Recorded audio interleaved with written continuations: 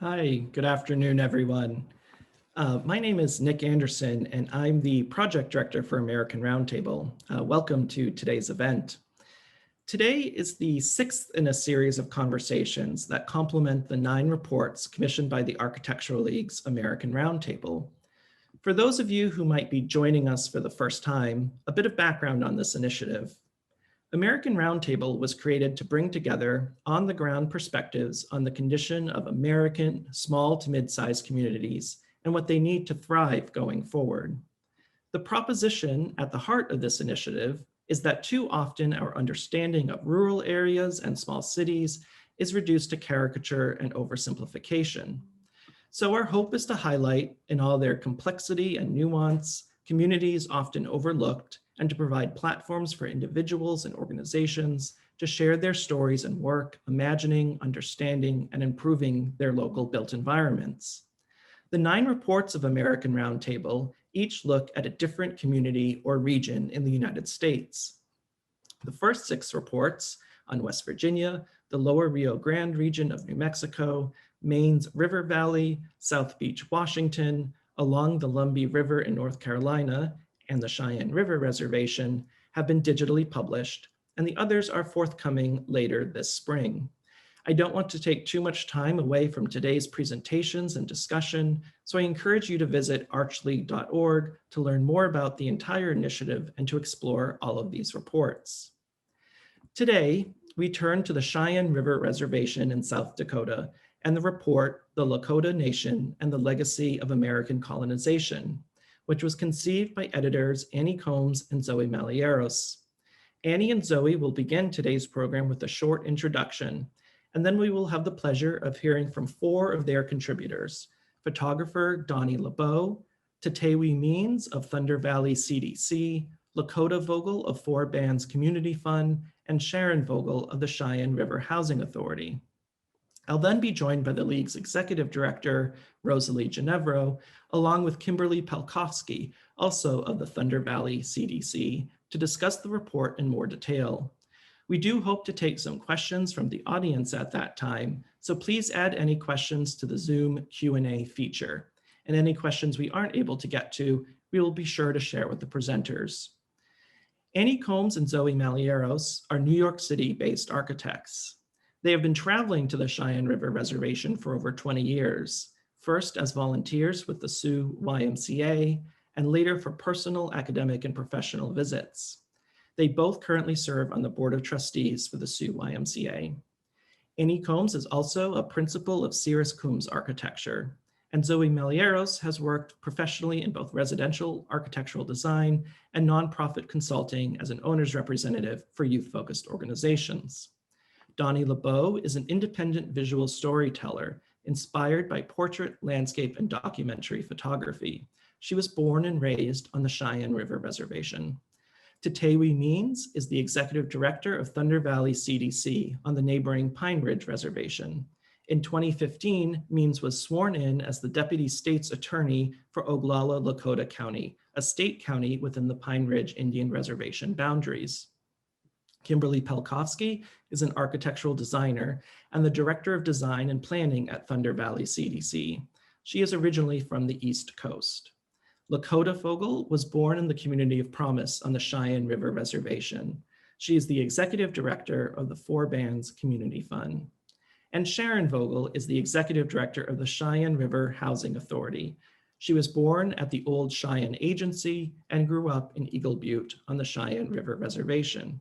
And with that, I will turn things over to Annie and Zoe.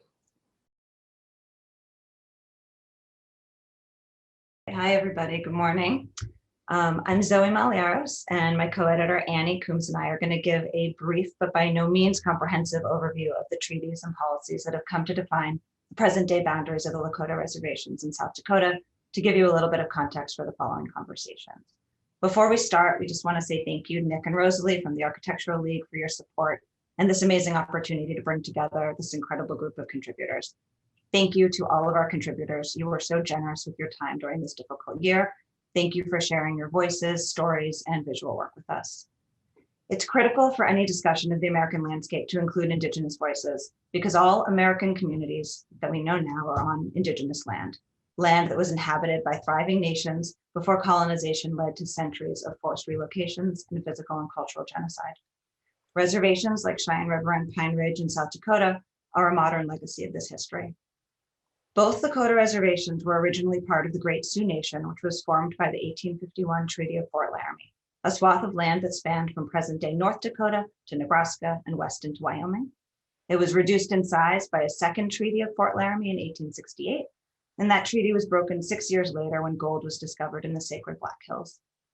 The tribes fought with the US government over the Black Hills and the surrounding area until 1889, when an act of Congress reduced and divided the Great Sioux Nation into separate reservations: Cheyenne River, Pine Ridge, Standing Rock, Lower Brule, and Crow Creek and Rosebud. Following that act of Congress, the government has found various ways, from ill-conceived land allotments to seizure of property and water through eminent domain, which has led to the further erosion of tribal land that we see today, shown here on this last map. Now I'm going to turn it over to Annie. Thank you, Zoe. Zooming into Cheyenne River Reservation, you can see from this 2014 surface ownership map that over 50% of the land within the boundary of the Cheyenne River Reservation is not held in trust to the tribe, but is instead controlled by private owners, typically non-Indian owners. You can see a checkerboard of tribal ownership in gray. This is mostly a legacy of the 1887 Dawes Act, in which the U.S. government allotted 160 acres of communal tribal land to individual tribal members and then sold the excess to homesteaders for private ownership. This erosion of the tribe's control over its land has greatly hindered its ability to create sustainable economic activity and gain access to resources necessary for survival and growth. Repeated broken treaties and land theft are only a small part of the history of the U.S. government's attempts to control and acculturate the Lakota people. Despite this history, the reservations are places of resistance, resilience, and growth, with vibrant organizations and community members working to combat the effects of systemic racism, injustices, and support community and culture. We're going to hear from some people doing that work today. Their stories alongside others are shared in the report. The report itself is a series of interviews exploring the topics of work and economy, infrastructure, health, environment, public space, and education. We spoke with artists, community leaders, architects, and directors of government organizations and nonprofits on both Cheyenne River and Pine Ridge. We want to acknowledge each of our contributors speaking today: Dawnee LeBeau, Lakota Vogel, Sharon Vogel, Tatewin Means, and also those featured in the report: Dana Dupree, Tammy Eaglebull, Ben Elk Eagle, Marcella Gilbert, Samantha Harold, Andrew Corley, Carol Mann, Lacey Mayer, Kimberly Pelkofsky, Misha Friedman, and Jesse Story. Thank you for sharing your lived experiences, critical reflections on the past and present, and visions for the future. They are invaluable contributions to the American Roundtable body of work. We will now turn it over to Dawnee to share her beautiful visual stories as an introduction to life and landscape on the Cheyenne River and South Dakota plains.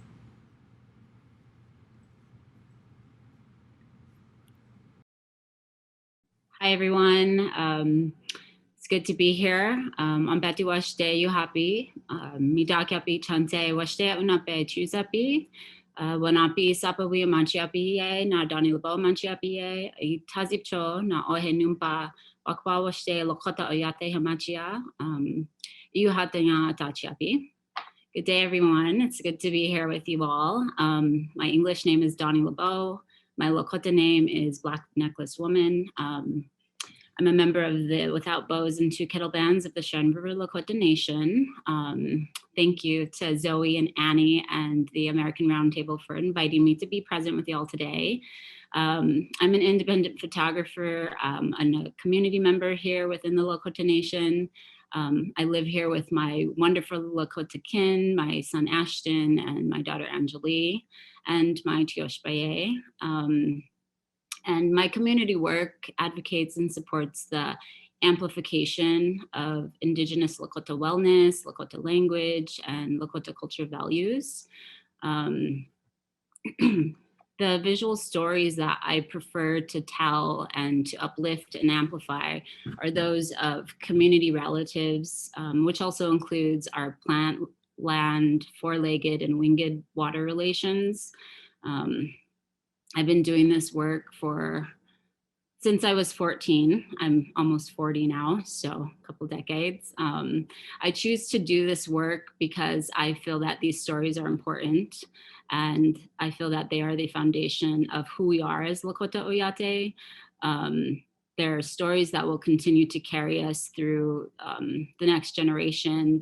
They're stories that will be referenced by the next generation. And there's so many important Lakota values that I'm able to carry while I'm building these relationships with our community members. So I continue to learn from my community members, unlearn things that I have learned throughout the decades of living here. There's so much left to learn. So all the work that I do while documenting in my community speaks to the wonderful work that they do, the lives that they live, and the values that they carry so abundantly as who we are as Lakota kin. And I appreciate very firmly that our stories are being told by us and for us. That means a lot to me. So storytelling is a huge part of who we are as Lakota people. When I reference any history, I just get overjoyed when I see that the story is written by somebody that I know or somebody from in the Indigenous Lakota community. And so I feel like what I'm doing is simply carrying on the teachings that have been gifted to me. So am I going to show the pictures, or is that something that Annie and Zoe will do? Unfortunately, I seem to be sharing my screen. So if you tell me, I can go back if you want to talk about them, and I can flip. Do you want me to do it like that? Yeah, sure. I can just speak to each of them and the location and the importance of them for me. Okay, so this photo is just entering the Cheyenne River Lakota Nation from the south end of the reservation. It's right by our Cheyenne River. And this was just on a day that I had taken a trip to another town to gather supplies and needs. So that's where that one is located. This is an image of my ate, my dad's horses on a nice warm summer day last year. And I was just out taking images of the landscape. I do that very often just to document the changes. I've been doing this for a decade now, so that's what that one is. This one is located south of the headquarters, which is in Eagle Butte. This image is of my Tunja Raya, I was just speaking to my Tunja Raya. This is my Tunja Asa. And we were out on a weekend identifying plant relatives that are just in our backyard for a native food culinary class that I'm participating in. This is a bend from a cliff in the same area. I was just out there 2 weeks ago taking more images, and this bend has changed dramatically. This photo is probably from a decade ago, and so I have two comparison photos of this. This is on the Mora River.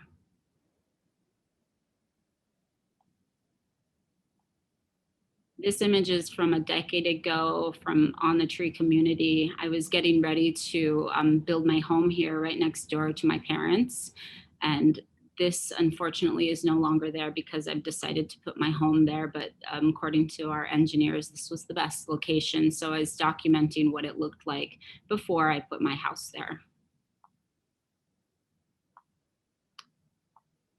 This image is from May of last year when our tribal nation decided to place checkpoints up on our tribal nation borders. And they also put a curfew in place. I think it was at 7 or 8 p.m. Mountain Time.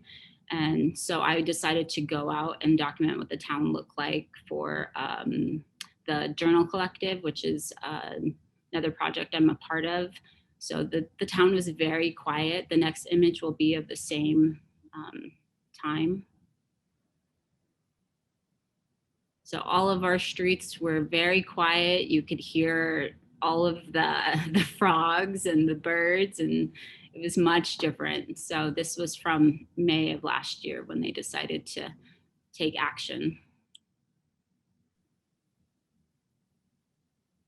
This is one of our Border Patrol checkpoints on the west end of our reservation, which I think would be near, I think this one was near Faith. And I was taking my brother to an appointment. And so we had to apply to get a pass to leave the reservation and check back in. And they would ask you questions like, how are you feeling? Where are you going? And they were very professional about their role.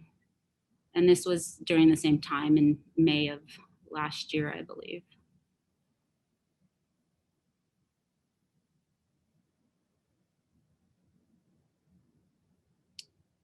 These images are from our Cheyenne River Wachipi and Labor Day celebration. So this was at a grand entry on Friday night. Everyone usually goes to these celebrations every year, and I usually like to go and meet everybody and catch up and take some photos. The next one would be of the rodeo, or I'm sorry, this is a grand entry too.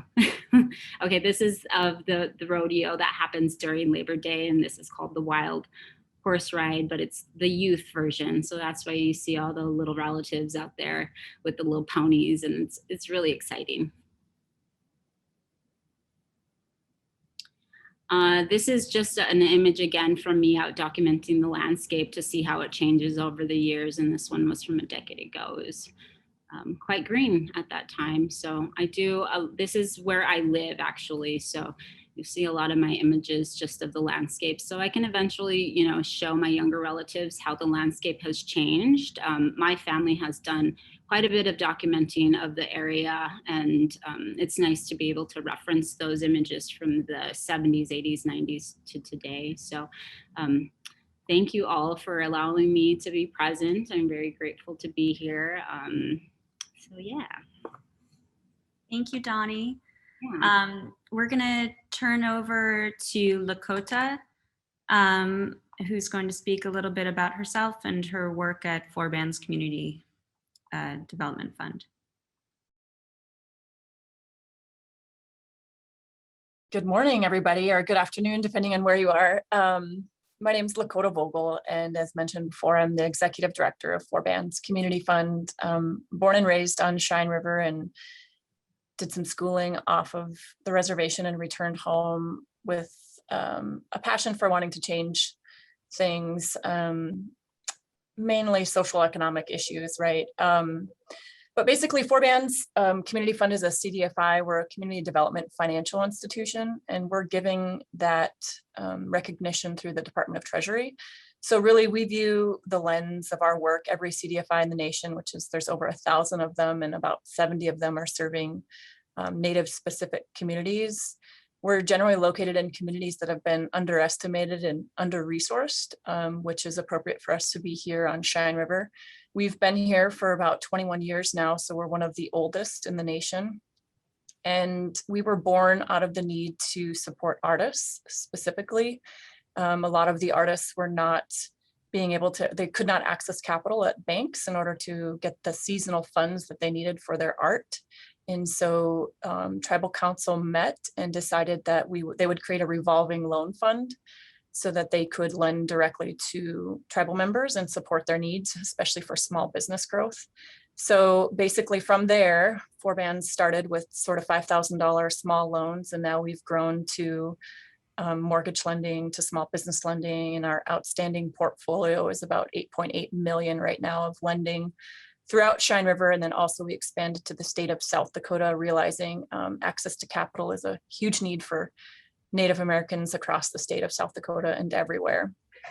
So truly, I was brought on to speak a little bit about opportunity and the possibility of economic development on Cheyenne River, which is great, obviously. The opportunity is everywhere. And I think the biggest issue for our community is that we're undercapitalized. I have a pipeline of demand and interest in starting businesses here, and including if you look at the home mortgages, people really want to live here and people want their own homes. And our need right now is over 8 million, and I can't fundraise fast enough to service the need here. So a lot of the images that were shown previously with the surface map can relate to the economic development here, especially when you look at land type. So when individuals approach a bank and wanting to leverage their assets, the assets generally are your ability to get access to capital. And so most of the trust land that is here and located on the reservation is not able to be leveraged at financial institutions. There's a rumor that you actually can't collateralize trust land, and that's just simply not true. It's more difficult because you have to use bureaucracy, but you can, you can mortgage trust land. It's just a willingness of financial institutions to do that. So a lot of the work that I do is working up the stream of systemic racism, especially within financial institutions and how they view opportunity in this specific market. So our goal is to convince financial institutions that there is opportunity here and it's a worthy investment, and that these investments are not too complex, and that they're great opportunities and there's not a lot of risk actually involved, and that's hard work. So I'm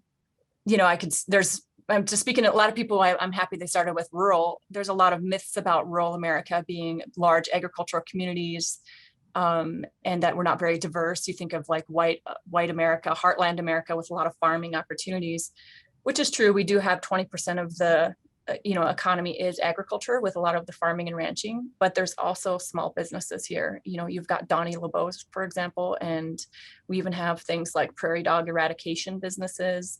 We've had racehorseing businesses. We've got small business restaurants. We've got coffee shops. And all these little ideas start popping up. Right now we're supporting some youth with starting a tire repair shop, which is much needed, especially the amount of distance that people travel. There's always a need for tire repair. There's another individual who's doing lawn mowing. So we do support youth businesses as well. The opportunities are endless. And I think I could talk days about any one of the opportunities here, I guess. I don't want to take up much time, but there's a lot of conversation that can be had about the systemic racism that has caused the lack of investment in our community. And so I'll hand it off, Zoe. Thank you so much for that. Really appreciate it. Tatewin, would you like to come on? Thank you.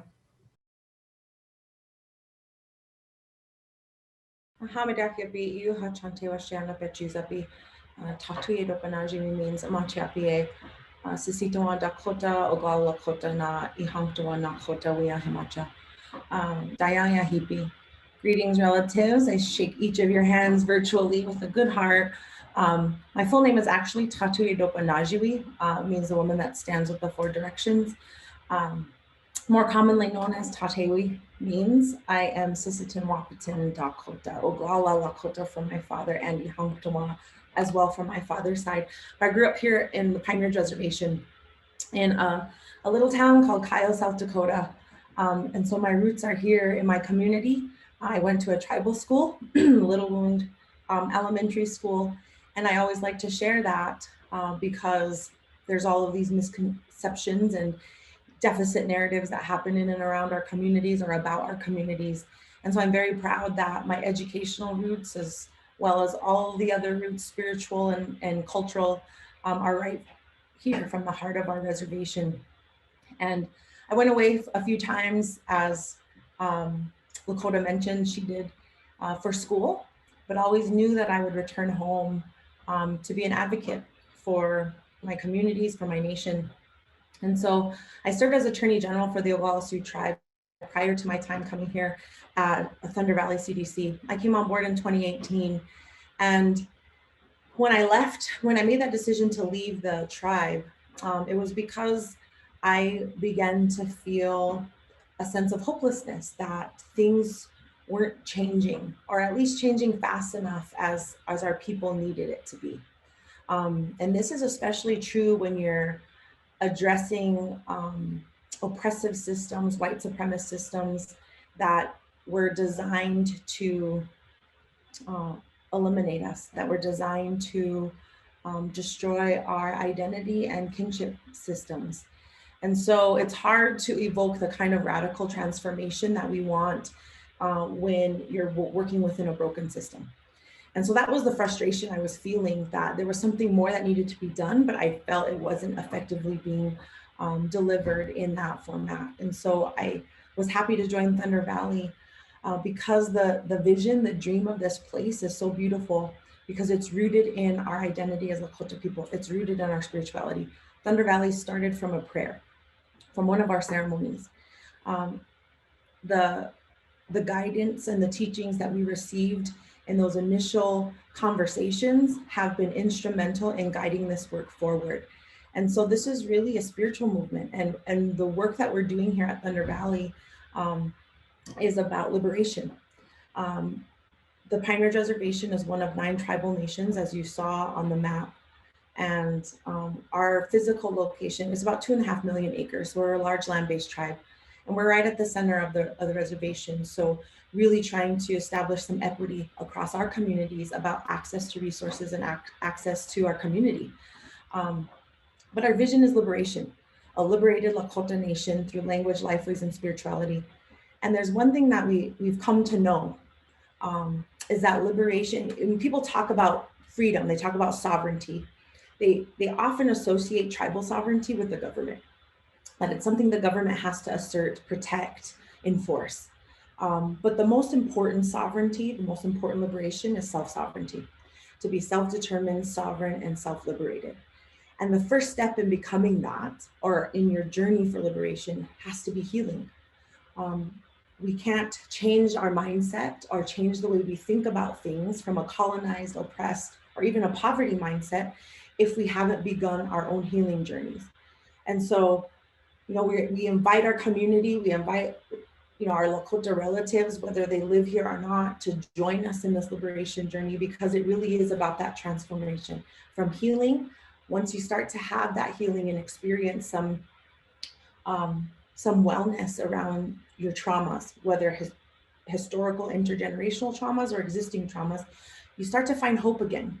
And that's something that's sometimes missing from our communities. And I'm sure some people are aware of the devastating effects of suicide has on our communities. And in fact, here on Pine Ridge, they issued a declaration, a state of emergency, because of an increase in suicide again during the time of COVID. And so you see a lot of our young people losing hope that things can be different, that things can be better. And so we have the healing, you start to feel hopeful again, and then ultimately you can liberate. And that's really what we're hoping to affect. That's the change we're hoping to effectuate here at Thunder Valley. And we do it through a whole community approach, through 8 initiatives that really take aim at the social determinants of health, all of those factors that determine how healthy a community is, from food sovereignty to developing, a local food system, a food economy, to our social enterprise around redefining and transforming community wealth, housing and home ownership, youth leadership development, workforce development aimed at our 18 to 26-year-olds. We have regional equity and our regenerative community development. And I think that is one of our initiatives that is most visible, because it's the actual construction of a community here on the 34 acres that we have on the reservation. And so in this community development, we started by engaging our community, almost a decade ago, actually asking what they wanted to see. A lot of times you don't see planning around Indigenous communities. You see housing developments go up around anchor institutions like Indian Health Service, hospitals, schools, but never really planned developments that aren't centered around those things. And so in that, Thunder Valley is truly unique in that regard, because we're a grassroots organization. We're not affiliated directly with the tribe. We're not a tribal program per se. And so it's really a group of local people that wanted to make a difference, wanted to imagine a new future and put it to action. And so, You see here in our development, 7 completed single family homes, all filled with families. A lot of them are first-time home buyers in their families. 14 still under construction, a 12-unit apartment building that has been completely occupied for 2 years, a community center and bunkhouse, and a 2.5-acre demonstration farm as a part of our food sovereignty initiative. And so I'm just really happy to be a part of this conversation. I think it's so important to bring visibility and to amplify Indigenous voices, especially in these spaces, because a lot of the work that happens in our communities and in rural communities, rural settings, we outsource, right? We rely on allies and partners to help us design, to identify infrastructure needs, to fix these infrastructure needs. And while we're trying to build that capacity internally with our workforce programs and such, those realities still exist for us, you know? So for inflated costs of construction or materials costs, it's really expensive to design and build in Indian country. And so it's really important to raise the consciousness around some of the challenges and opportunities that exist for Indigenous peoples, especially in the areas of community development. So once again, thank you for having us, and I look forward to the questions. My name is Sharon Vogel. I'm Executive Director of the Cheyenne River Housing Authority, and have spent my whole career working in tribal government and working with families and communities. And so, and Housing Authority has been around for over 50 years, and we are responsible, we're the tribal entity that's responsible for housing development, rental properties, and then also there's, you know, we really focus on balancing homeownership along with rental. And so the work that we have been doing, we've been very fortunate that we have invested a lot of money into subdivision. And so right now, you know, we've been leveraging our resources and building primarily rental housing out there, but we have a section of it that is dedicated to home ownership. And so it's our contribution to making home ownership affordable here on Cheyenne River. And this will lead into the question about infrastructure. One of the things that, you know, has been a barrier for a lot of our families that want home ownership is that they'll get a home site, an assignment of tribal land, and depending on the location of it, they may have to finance the infrastructure, or the majority of the infrastructure for that. So when we started to develop and plan Badger Park, one of the things that we wanted to do was be able to provide tribal home site lots in town that had the infrastructure already in place, so that the home buyer could focus their mortgage loan amount based on their affordability and be able to invest more into the house, as opposed to having to maybe get a smaller house just because they had to finance the infrastructure. So families that go out at Badger Park do not have to pay for the lot. They don't have to pay for the infrastructure costs. And that is a huge savings for them. And that's just one approach that we take to making homeownership affordable and to have a lot in town. Most people want to be in town, especially if they're employed. They want to be close to their work. So that's one way infrastructure can help a potential homeowner be able to get into a home that they can afford. So that has worked for us, and we hope to be able to replicate that with future subdivisions and be able to create subdivisions that have both rental neighborhoods and homeownership neighborhoods. As far as overall, what is a barrier to developing for not only for Cheyenne River, but I think you would find this throughout Indian country is in order to be able to start building, you have to have the infrastructure dollars that takes your designated project site and have the water and sewer and the basic infrastructure of roads and streets and utility services. Those all have to happen first before you can start building houses. And with Badger Park, our approach that we did out there was we purchased the land and then we started to put the infrastructure in there. And as Annie had referenced, there was a period of time that we had a moratorium that our community water system that went throughout the reservation was at capacity. So we were not able to build any new houses. Now that's unique to us. That isn't common practice, I don't think, with other reservations, but it was something that was a barrier for us at the time.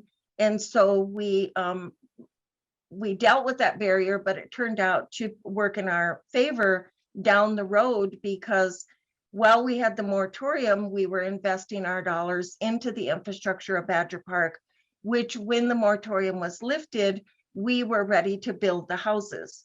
The other advantage that we had with that particular approach is that the infrastructure costs were already paid for with our investment dollars that we would normally have been using to build houses.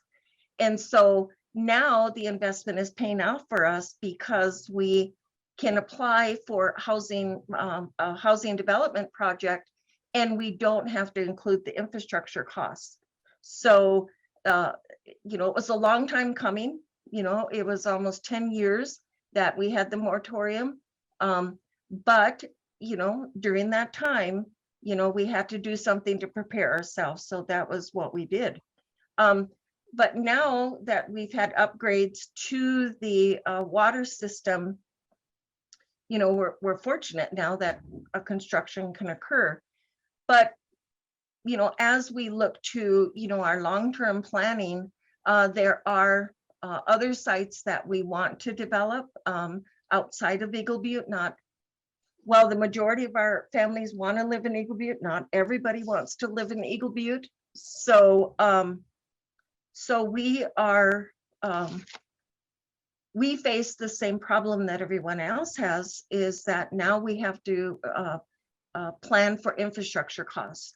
We have to, if we have to do, land acquisition, or if we're going to take tribal land, it does mean that you have to invest in the infrastructure to be able to position yourself to have housing development projects. And that is a barrier of finding the dollars for infrastructure.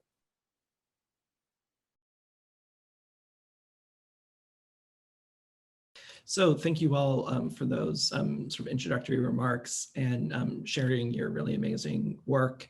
So to start, actually, maybe Tatewin, I could pick up on something you were just discussing in terms of, the first step is sort of liberation and self-sovereignty in terms of development and a future. And I was wondering if you could talk a little bit more specifically about how you've gone about integrating Lakota values and culture into the built environment and into the actual development in Thunder Valley, and how you might see this being, changing over time in terms of how the community is seeking to integrate those values into various developments across the reservation. Sure. So a couple of specific examples. One, the design process. And this is something that's ever evolving for us, and we're trying to improve, obviously, as we move forward in the work. But from the beginning, Thunder Valley has always been deeply embedded and committed to community engagement, meaningful community engagement. Tribal governments are used to tribal consultations. That's all the federal government is infamous for, consulting tribes, but listening with half of an ear and turning away and not really doing anything about it. And so really ensuring that when we engage our community, that we're doing it in a respectful way, that we're following our own protocols, and that we're actually listening and incorporating that into what we're building here. And so that's fundamental, that's foundational for us, is to ensure that we're always improving how we meet our community where they're at, how we engage them, how do they want to be engaged. And so I think that's so important for those that work, especially in Indigenous communities, not to impose your ideas of how you think people want to respond or be engaged, but to ask those questions and to take the time to build those relationships.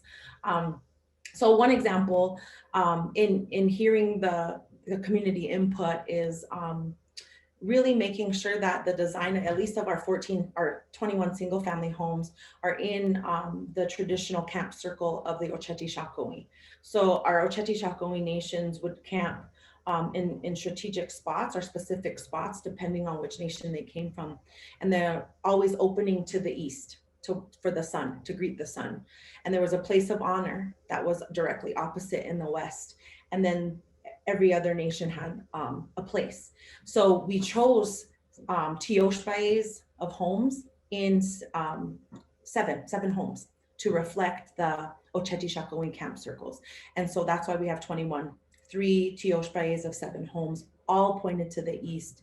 And the idea is for those relatives to build community there, the common space there, they decide what to do with that, to really bring back that communal living. So it's not so individualistic, right? We're always competing against these, Western colonial narratives around home ownership, asset building, and it's very individualistic. And that's so counter to who we are as Lakota people. And so how are we really emphasizing our own Lakota values and beliefs in these, Western conversations? And so that's one example.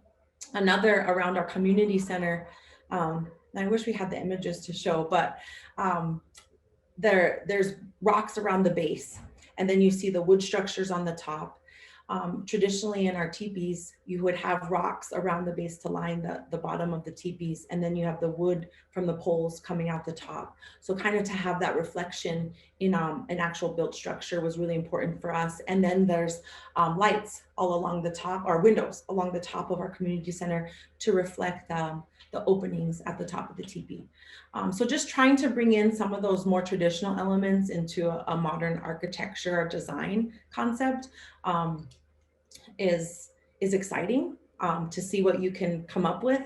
On our apartment buildings, that east to west corridor, that east to west relationship is always really important, like I mentioned. So you'll see that in our community center. There's always an east to west access to the building, and it's the same with our apartment building. So just some examples. Thank you.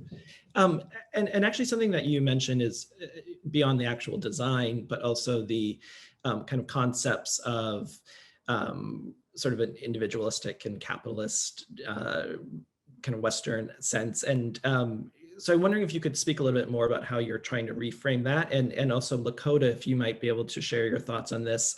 In your interview, I know you discussed the need perhaps to sort of rethink, traditional definitions of what wealth or prosperity means, and that the ways in which that's sort of operative across the United States, it might not be the most effective ways to think about those terms and true sort of well-being in places like Pine Ridge or Cheyenne River. So I was wondering if maybe both of you could talk about how you're working to redefine those terms and what that might mean.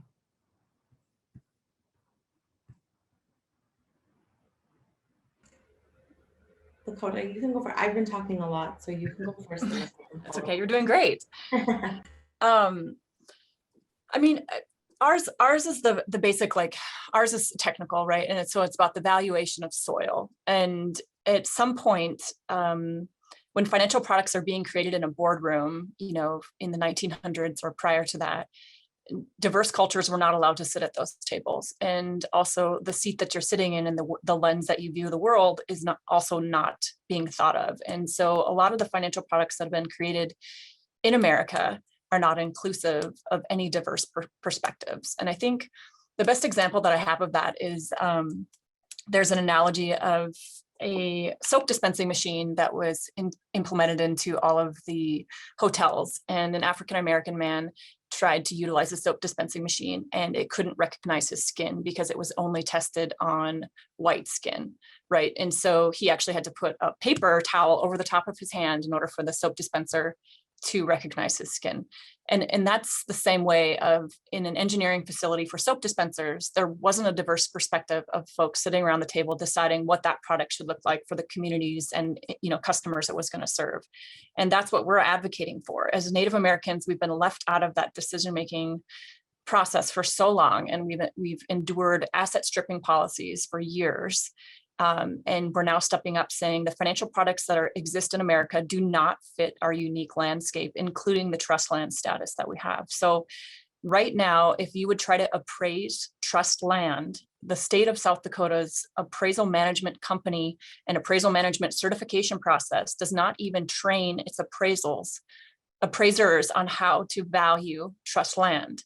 Basically, it's a cost-based approach, which is okay. There's leasehold mortgages, there's tools to kind of get around all of this trust land that we have.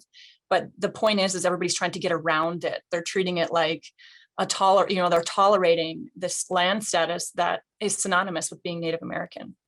And so what we're saying is you can value it. And if we have to start putting our net worth down on paper, and I'm sitting on 5 acres of land that actually to America has no value, Forbands wants to stand up and help us come up with a valuation system of that land so we can add it into our net worth, because there's lots of value to the land that we're standing on, including what Dawnee talked about, including what Tatewin Means is talking about with the development of Thunder Valley. So I think there's a lot of opportunity here. We can't sit in this space alone. This is about rectifying the whole financial system. And it goes back to treaty rights. But if we're forced to have this trust land status, then we need, the American government to step up to the plate and help us determine a valuation for that. And if net worth and wealth can't be measured by the largest asset we have, land, then we need to sort of use our sovereignty and define what that is for us. Except the issue with that is if it's not recognized across America, it's only us locally recognizing that. And that is always the problem, is when we try to interact with the rest of America and we're devalued in every way. So sorry, I know I sound like, but I usually have positive stories as well, but it's a tiring, exhausting system to try to tackle every day, and including with the American Rescue Plan and all the access of all the funds that are coming down. Every day I'm spent advocating for us to get access and parity with everybody else, including the state. And so that's my life lately, but I appreciate you guys letting me discuss it with you all. So I think too, I'm really starting to love this question, because I've always advocated for the dismantling of the Bureau of Indian Affairs. So the easiest answer is to eliminate the bureaucracies like the Bureau of Indian Affairs. Do not hold our land in trust. We don't trust you. You have failed us so many times. All the lawsuits, right? Cobell, the other one's escaping me. But all of the lawsuits have been against the Bureau of Indian Affairs for mismanagement of our resources, of our money, of our land. So when is the light bulb going to go on to say, okay, sovereign independent nations, it is insulting, it's a paternalistic, and it's racist to continue with a system that's so archaic and outdated that says you are so incompetent, you can't care for your own land. You are not able to do it, so we have to do it for you. We will hold it for you because you can't make decisions for yourself. The time for that is done, right? It's the 21st century. Awakenings are happening all across this country and globally. So when are we going to demand that the Bureau of Indian Affairs be phased out, full title restored to Indigenous nations? And because this concept of land title was never inherent to us, we can then redefine how we want to hold our land, how we want to regard our land. And what an opportune time with Secretary Holland being placed as the Department of Interior. What an exciting time to begin these conversations about how to phase these bureaucracies out.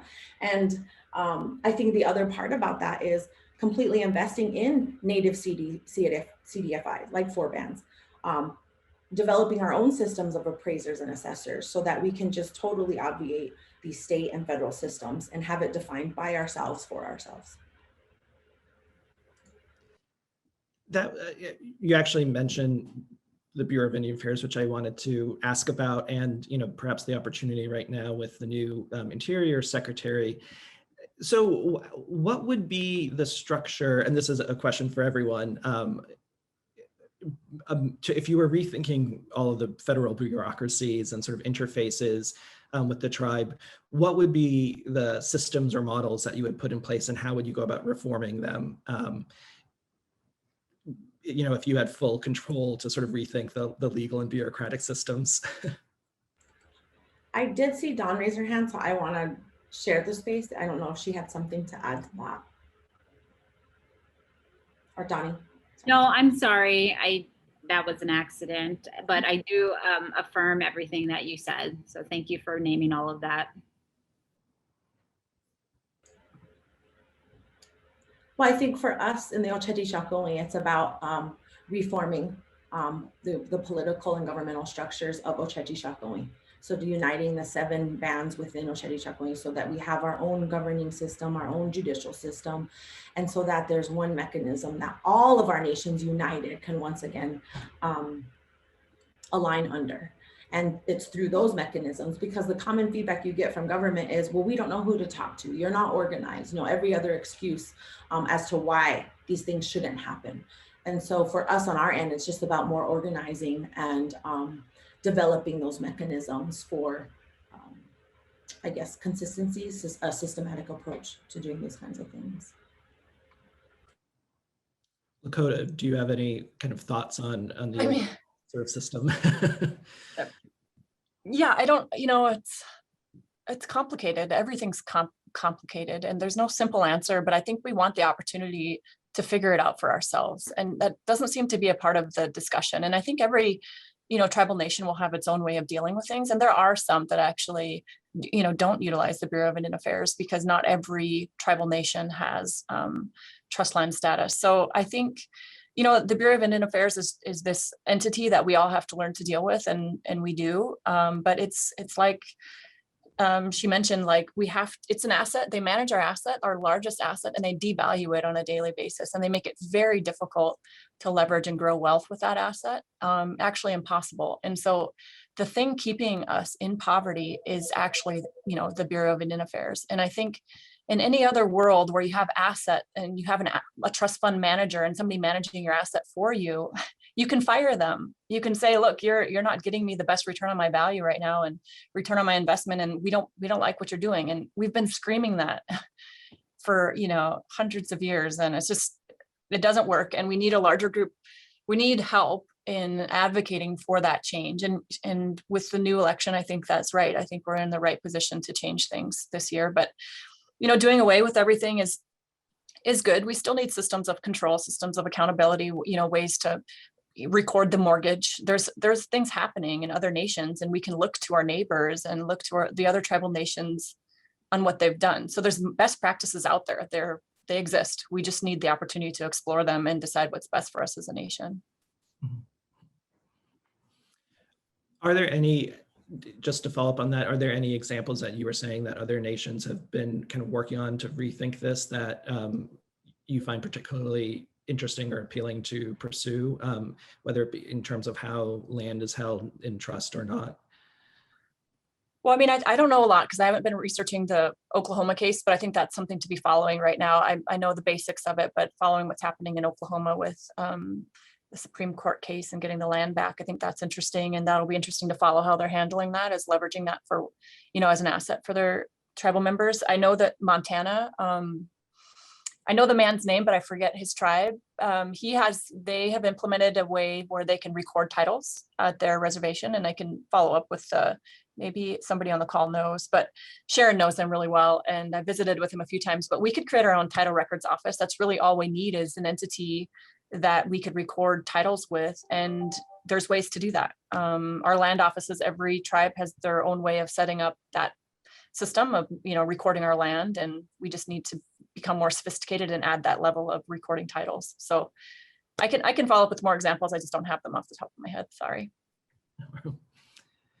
Could I ask a kind of follow-up question? And Lakota, you mentioned the Rescue Act, and there, we're all hoping, I think, that much more investment will come for the whole country through the Infrastructure Act that's being talked about. But could you talk a little bit specifically about the problematic things with the Rescue Act and what you would hope for with the Infrastructure Act, both in terms of what you would be able, what sorts of projects money would be able to be used for and would be most useful to you, and how that money should flow?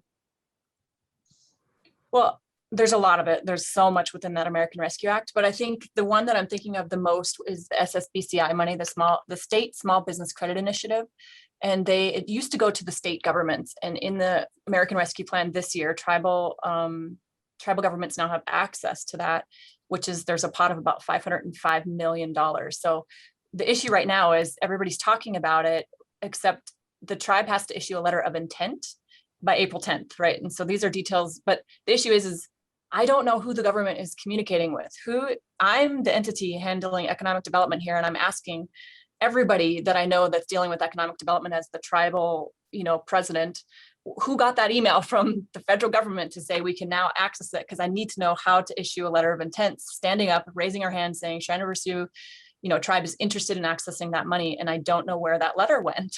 So like just that small thing of they don't know how to communicate to us. And then you've also got our own political issues with our tribal council having turnover. And so maybe the last email that the federal government has is no longer in office anymore. And so there's this just lack of, and it's just a major disconnect to our systems here, and they don't try very hard, right? So fortunately, I'll track down how to, submit this letter of intent so our tribe can access, at least $1.2 million. And what I'm hopeful for is with that 1.2 million, we can create either an equity fund.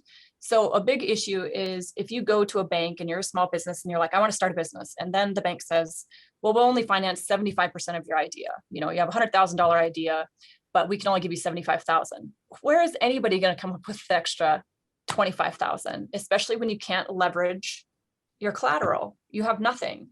And so what we want to do is just create an equity fund, like a pool of funds to offset those types of conversations with, financial institutions. They can then apply to this equity fund and take the equity with them to the financial institutions so they can make the loan. There's lots of ideas there. There's some collateral ways you could do that. We could lend directly to small businesses, especially as this post-pandemic recovery period is really important and they're struggling, but they'll make it through. There's lots of ideas you can do this money, but heck, give me $1.2 million and we'll find a way to serve the economy here. I just need access to it, and I need the government to know how to communicate with the tribe. So. I'd like, if we can, there was a question in the Q&A around the solar sustainable energy, and I think that's really important as it relates to infrastructure and infrastructure challenges. And so I'd like if Kimberly wanted to share some of our work, because it was specific to the images of our homes and such. So some of the idea around our community and sustainability goals forward. Kimberly, if you want me to share your images or if you want to share your screen, you're also welcome to do that. Yeah, that's okay. If you want to pull up the images, that's great. Maybe the overview of the development. So hi, thank you everyone for having me here today. I am the Director of Design and Planning at Thunder Valley Community Development Corporation. And speaking upon this, I'm glad Tate you brought it up, like having allies, people who are working with youth. I'm non-Indigenous, but I have been fortunate enough to be invited to work at Thunder Valley and kind of leverage the benefits and privileges that I have received from this colonized system to create a new community that is coming from a Lakota perspective. This is an aerial drone image, I think. That one, yeah. So we had a question earlier about infrastructure, And when I looked at it, I saw a lot of like hard infrastructure needs. And one of the things was definitely around energy production and energy equity. So the reservation is really rural. It has a low population density. And because of that, we see really high energy costs for our community members. They pay a premium to service infrastructure that, you know, in other areas, because there's more population density, they're benefiting from those lower rates. And yet most of our community members are low income. And so you have that system of like a poor tax, basically it being more expensive for you to get by because of where you're located. And what we're trying to do in our community is address that disparity.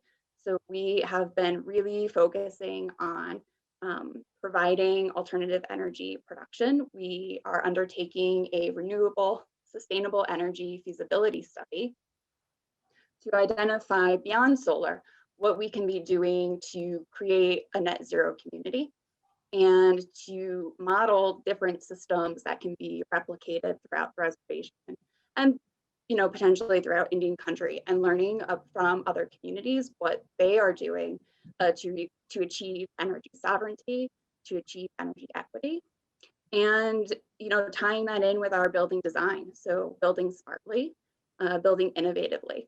And that has also had its challenges. To kind of like touch upon similarly of what Lakota was saying, we had some really ambitious sustainable building design ideas. And our funders said, you know, we don't really fund innovation. You have to tone it down and pare it back. So that has been, you know, obstacles to achieving that sovereignty and that equity. So all of our buildings in our development, we do have really high energy efficiency standards. We make sure we include solar. And now we are looking at broader scale production and identifying different systems that we can use to get off the grid. And I'll also say, like, our energy cooperative, they are a fossil fuel based energy producer. And that is contrary to the ideals and perspectives of the Lakota ideals and perspectives of how to be a good relative to the earth, and also, you know, disproportionately affected to carbon emissions of exploitation of resources. And that's just not something that we want to contribute to. So making, you know, efforts like up and down our community design process to really make sure that we are, you know, achieving climate justice and environmental justice for the communities. I'm wondering if I could talk a little bit more, or ask a sort of follow-up question around infrastructure in terms of what a future might be for infrastructure across sort of reservations, given the extremely sort of low density and rural nature that you were all describing.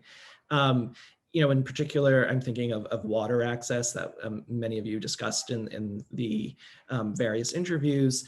And so I guess I'm wondering how the communities are thinking about servicing, you know, huge areas of land with very low density, while also balancing the needs to try and maximize effects in the sort of larger communities like Pine Ridge, the town, or an Eagle Butte.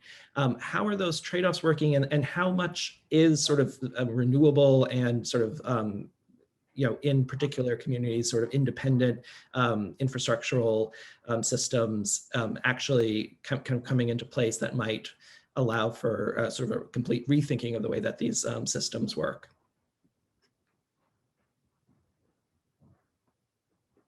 I know one issue that I can speak to that's a challenge, and it's going to be a challenge going forward when you're talking about rural development. It ties back though to treaty rights, land and water rights, is the water allocations that the Bureau of Reclamation establishes for water systems, at least here, particularly here in South Dakota, because of the Minnewachuny Water Project, which utilizes water from the Missouri River. There are water allocation limits set on the types of usage and the quantity of usage, especially here in Pine Ridge. And so that is a limitation on growth, on expansion. And so we're having conversations now because they're saying if you continue to develop your 34 acres in this area, that uses all the water allocations from your point north to the reservation line, which would limit any other homes from going up north of us, which absolutely makes no sense when you want to encourage, systematic development of our space. And so it's a bureaucracy, right? It involves tribal government because they have to be able to advocate for changes to those allocations and rightful water rights, right? Water rights to be honored in making those types of negotiations. And so that's one barrier that we are facing now. Sharon, you missed the earlier conversation about the Bureau of Indian Affairs and the role of the US government in implementing policy on reservations. And I would say that you work for an organization funded by the US government, whereas the other participants don't. And there was a discussion about taking, trust land, nations and giving them true sovereignty. And about people's perceptions of the BIA's ability to help tribes and whether that was paternalistic or helpful. And I'd be curious, and I don't want to put you on the spot because you do receive, I understand your funding is different. But I'm curious what it's like working with the BIA and what your feeling is about the value of trust land versus ownership or like outright title to land.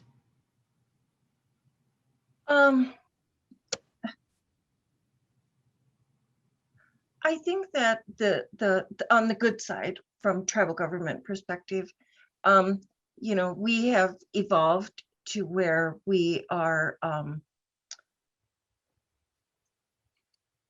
We have the capacity, I guess, to start our own titles and records office.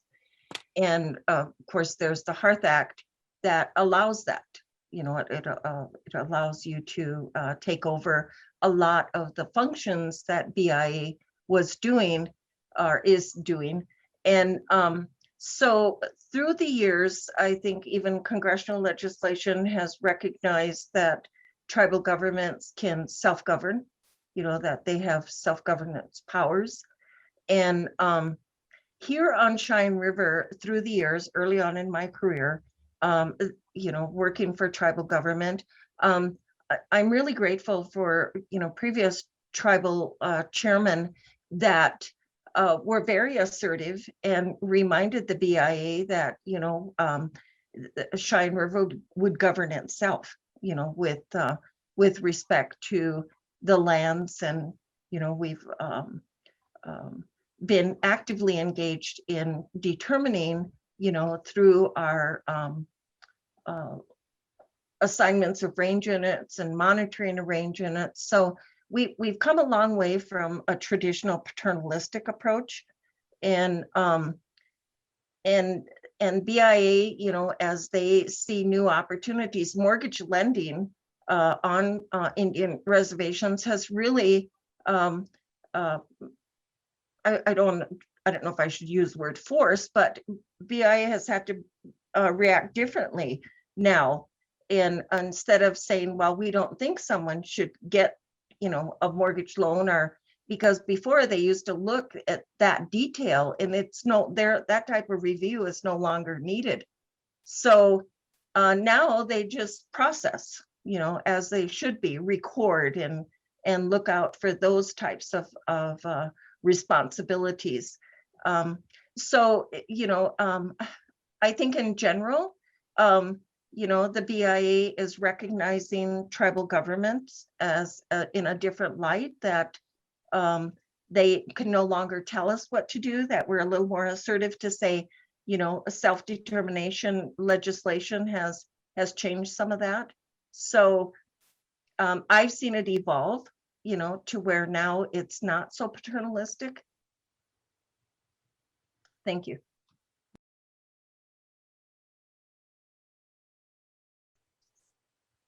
So I think we are at our time limit, and On behalf of the Architectural League, I want to thank all of you, Sharon and Lakota and Kimberly and Zoe and Annie.